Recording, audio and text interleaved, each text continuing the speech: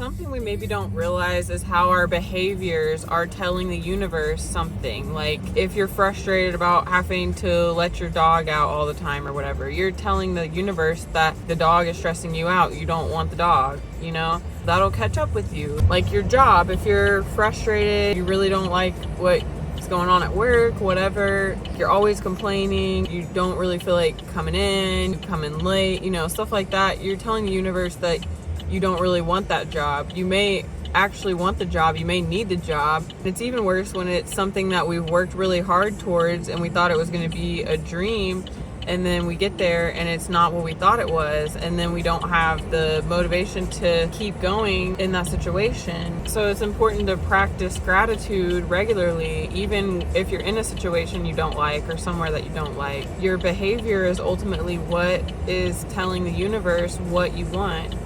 And if you're unhappy, if you're miserable, then you're telling the universe that you don't want that thing. And then that's how stuff, happens that you don't want brought on you.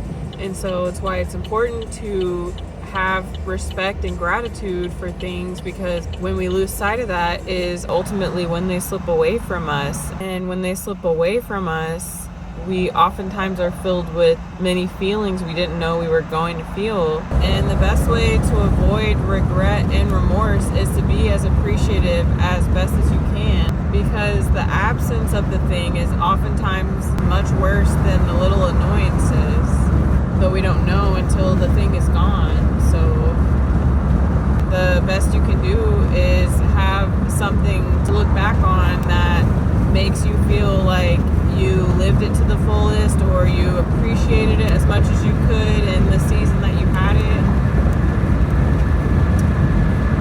To make as many happy memories, have as much love as possible.